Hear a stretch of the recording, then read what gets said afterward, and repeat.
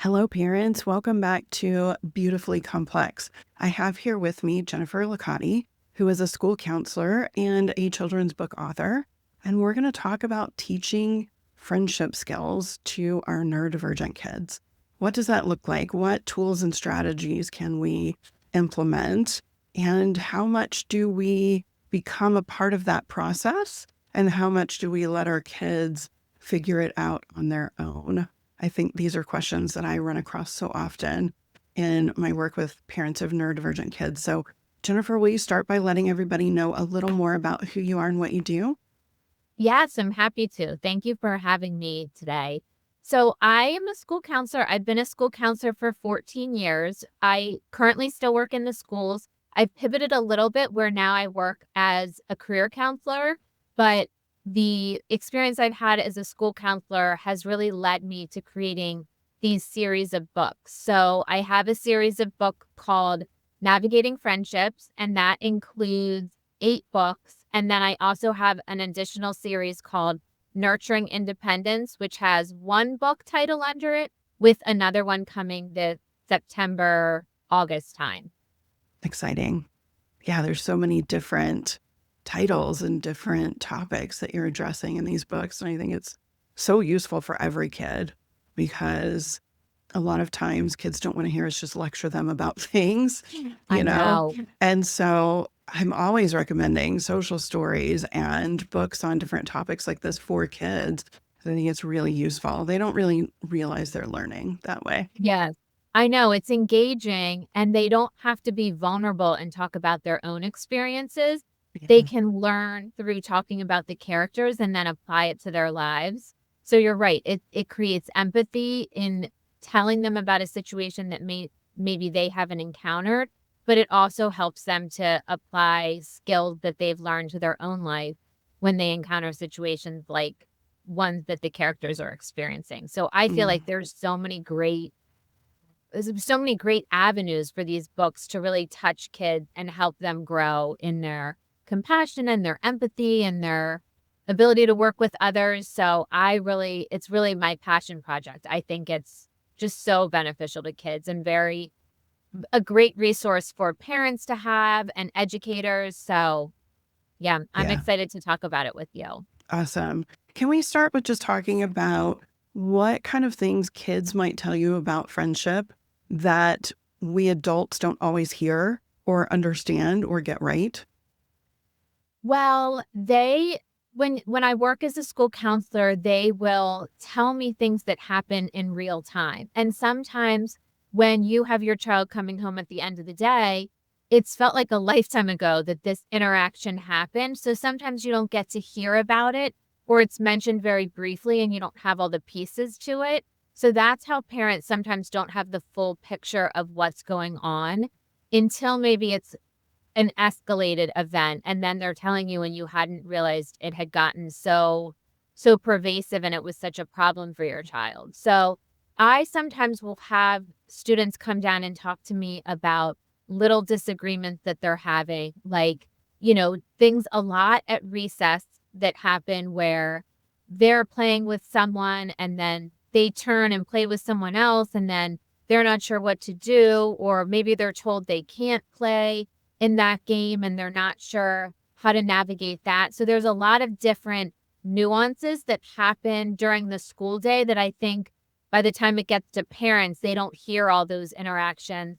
Plus, as a school counselor, I'm able to go to the teacher and say, what are you seeing? Is there some Yeah. background to this? Was there anything that led into this conversation or interaction that I might not know that the teacher has seen, build up over the past few weeks? Mm-hmm. Yeah. What kind of friendship challenges are you seeing most often in schools right now?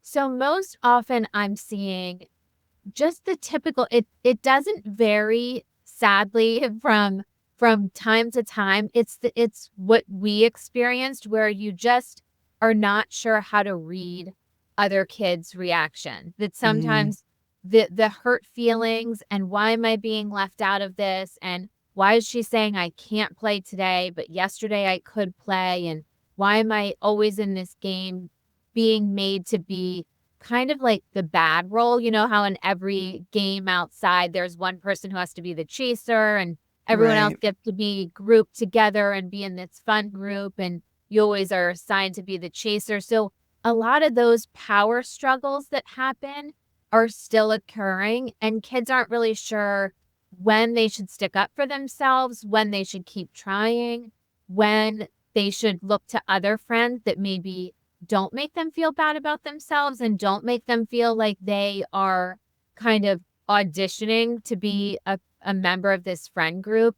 So all of those things are usually what I see from kids, just talking about those interactions and not being sure when it's crossing a line and they need to stand up for themselves, and when it's just a normal part of play and establishing the group norms, and when they just can be a participant of the group who doesn't always get to have the dominant role, which is fine too. Everyone has their turn of, let this person talk. They have something going on. There's all of that in play too that children are dealing with and trying to understand. Yeah, and I think that understanding piece is more difficult for a lot of our neurodivergent kids. They Yes. struggle more with reading nonverbal cues and body language and tone of voice and interpreting what kids are saying and what that means, like you were just mentioning as well. And I wonder if you have ideas or strategies on how to help them to build that skill of reading all of the nonverbal stuff with their peers to then have that sort of foundational piece to make the friendship and the interactions a little easier, I would think. The reading the nonverbal skills, I feel like has to be done very literal with kids, with all kids, but neurodivergent kids especially, because if you just say something like, well, pay attention to what their face is saying and pay attention to their body language, they're not going to understand that. I feel like they need actual examples. And I like to do real facial examples, actual photographs, as opposed to cartoons, because sometimes that can be a little bit too exaggerated for them and they aren't able to apply it to real world. So I try to show them, what does this facial expression look like? Okay, that seems frustrated. What is this, and go through some of these things and also explain that you don't always have all the answers. Like one Mm, facial expression could be frustrated or tired or annoyed, and to just be sensitive to that they don't know exactly what this person is feeling, but they do know if the experience feels negative or positive, if they're reading that people are happy with their most recent statement, and if they're not seeing that people are happy, it's okay to jump in and say, did that offend you? You seem annoyed, to talk to people about that and not let a disagreement get too far along without addressing it too. yeah. I remember when my son was in middle school and he was carpooling with some other boys, and he would come in and swear that they weren't his friends and they were so mean. And we had to talk about how if they're laughing while they say something, they're probably Right. teasing, not meaning it literally, but he was so literal. But he did Yes. learn it. He's a young adult now and he has learned all of that. He's very good at it now, actually. But it was something we had to be intentional about and focus on. That's what intentional is the perfect word, because and I feel like pointing out their own behaviors, especially you as a parent, if you see it.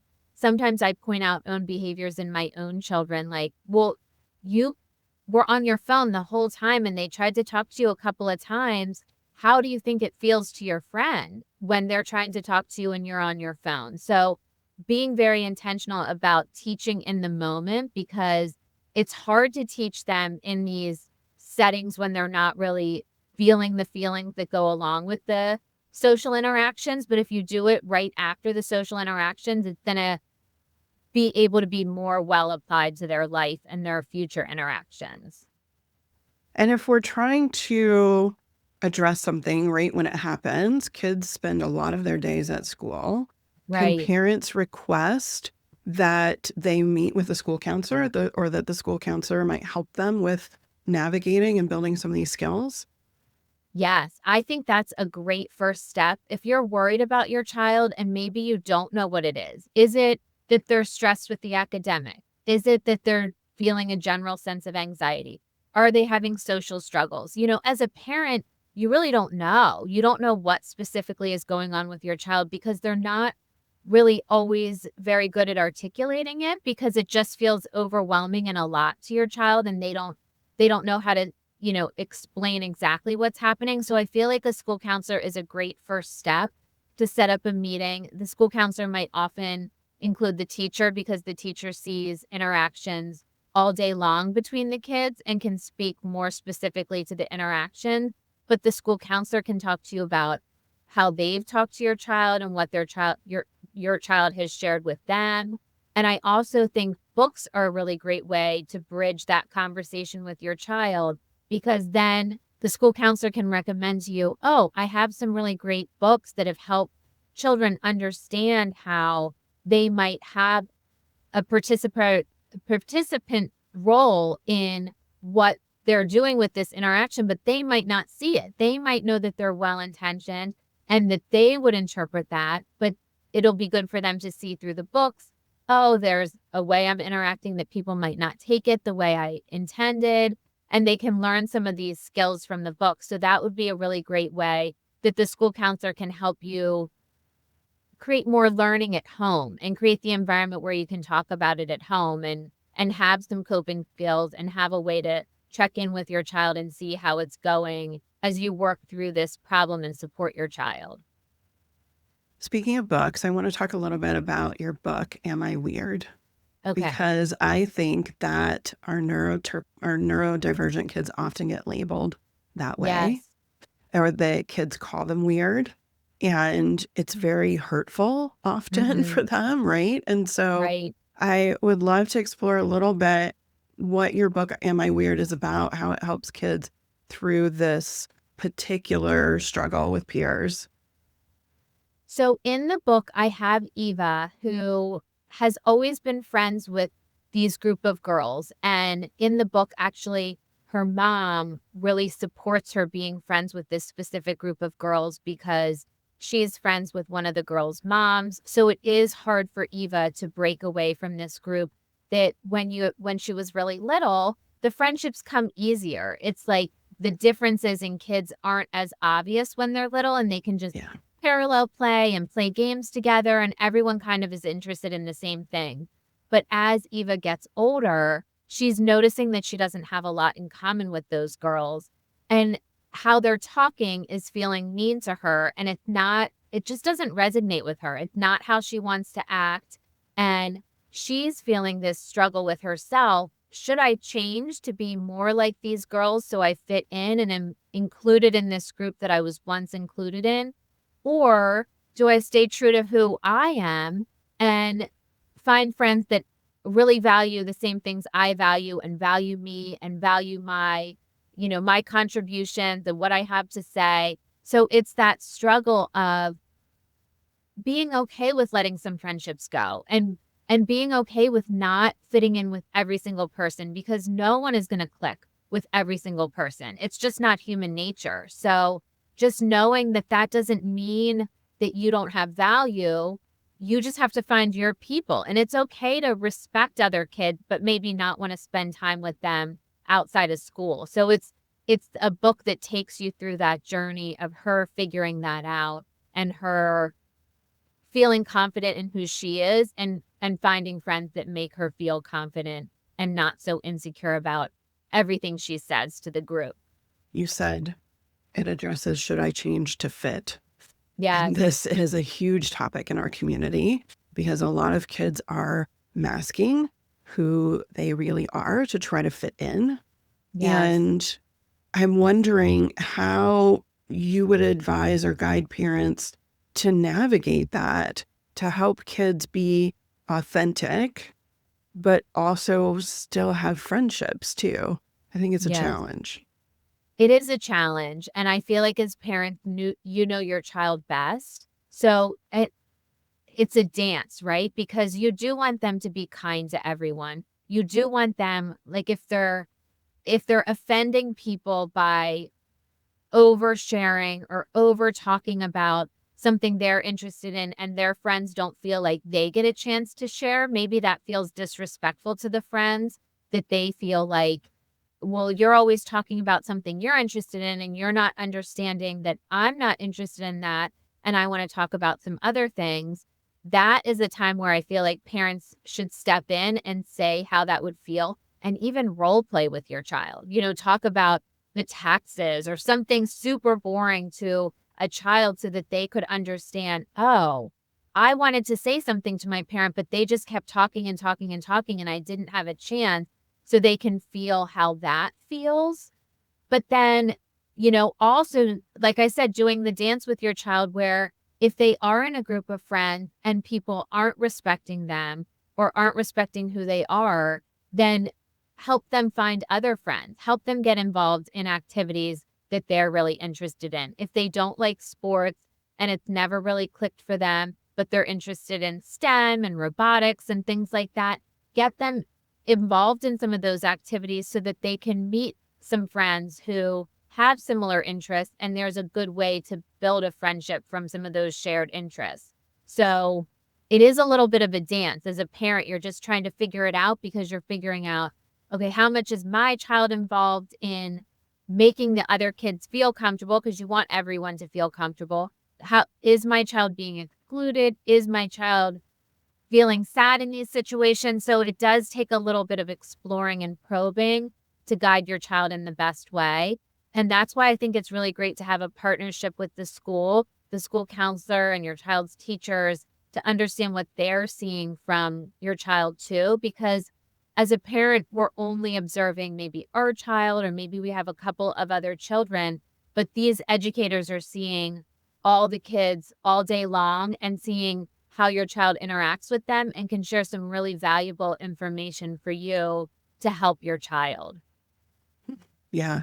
Use those resources, Yes. and I Yes. think we think to ask the teacher, like the classroom teacher, what's going on with our kid, but we don't think to bring other people in, like the school counselor or somebody else that might also have experience with our kid. And I think multiple viewpoints is also helpful, I because agree. people understand different things in different ways. The school counselor is going to look at those interactions maybe a little differently than the teacher would, and vice versa. Right. So, yeah, always get as much input as you can when you can't be there.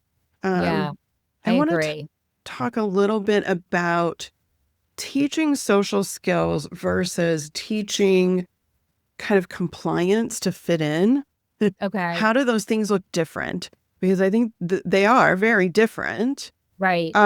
But sometimes, because we want the best for our kids and we want them to be accepted, we lean more towards trying to make them fit Right. instead of leaning into teaching skills and helping them make some connections.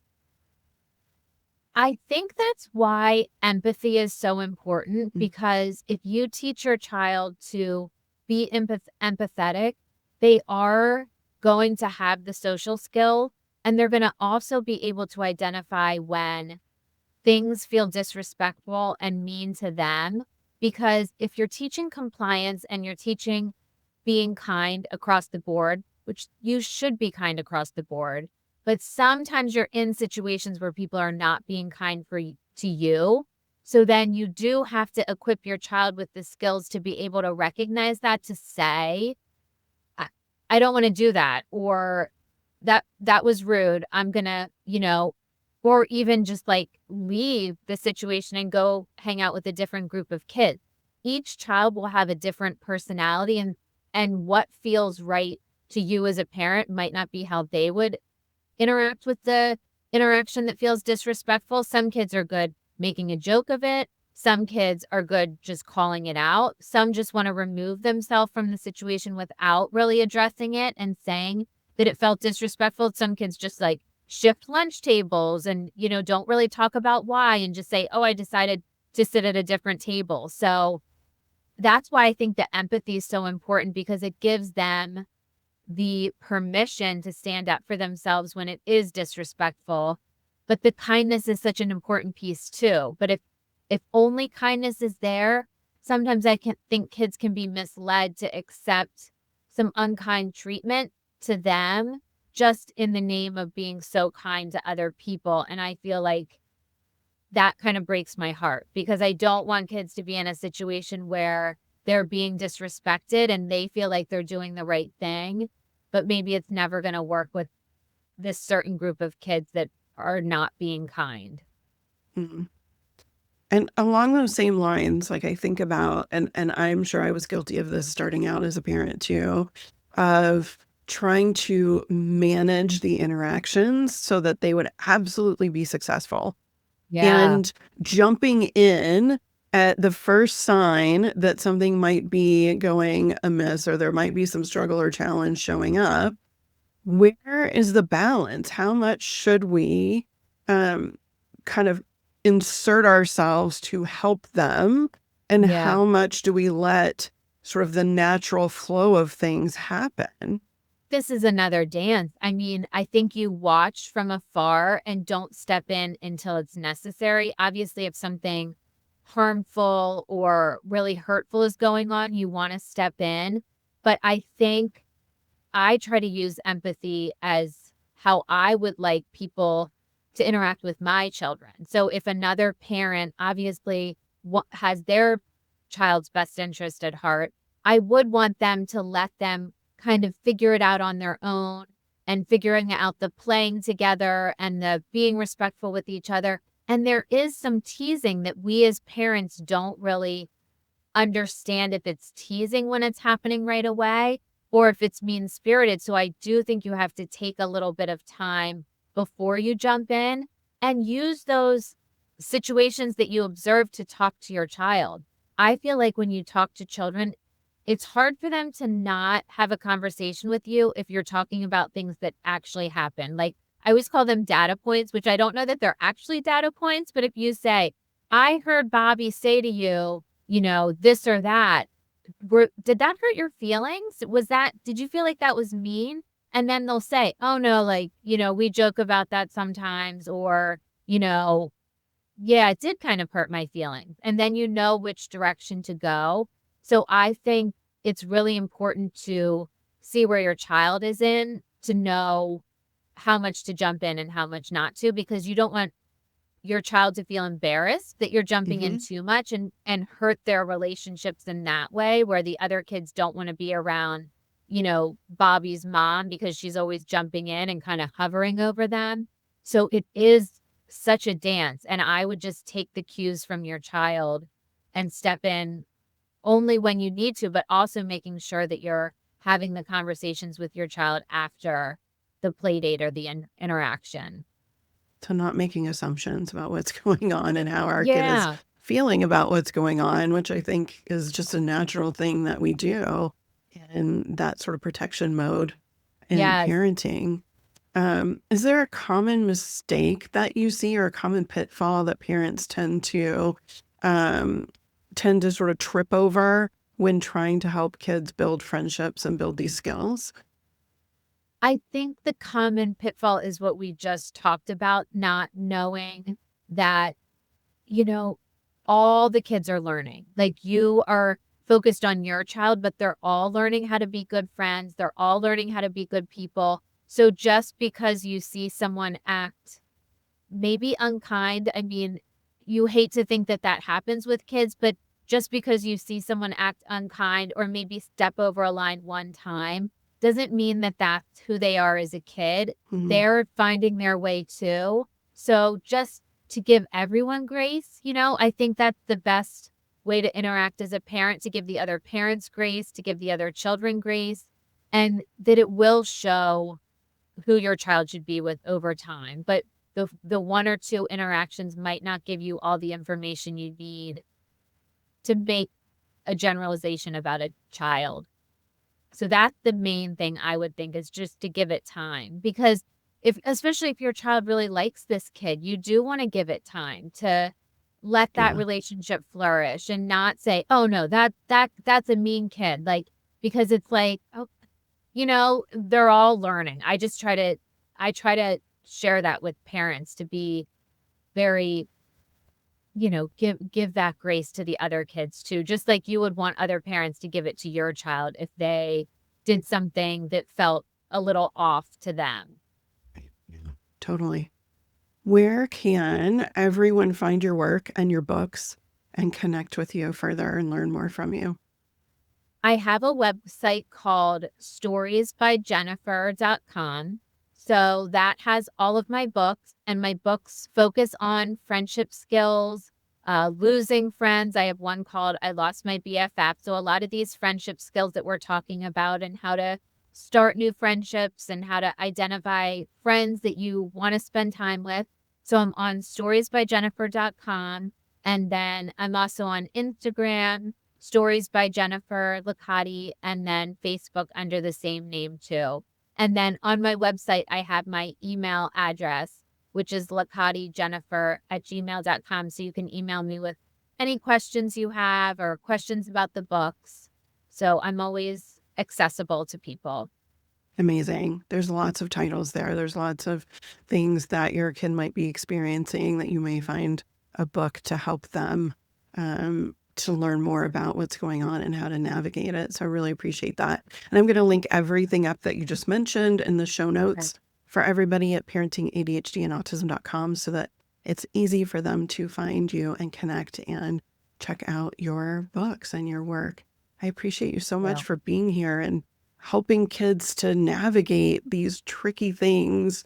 As a kid who grew up with social anxiety, and I still have social anxiety, but navigating stuff was really difficult, and I didn't know what was going on. We didn't, my parents didn't have awareness at that time about it, and so I'm thinking, like, how great would it have been if I had had something to say I was not the only one, you know? yes, And that's the other thing I think your books do. If you're yes, reading the book, Am I Weird? There's a book because you're not the only one who's ever wondered that or been told that, right? And I so know. I love it's, saying that to kids too. Like, look, there's a book. You're not the only one who struggles with this or feels this way.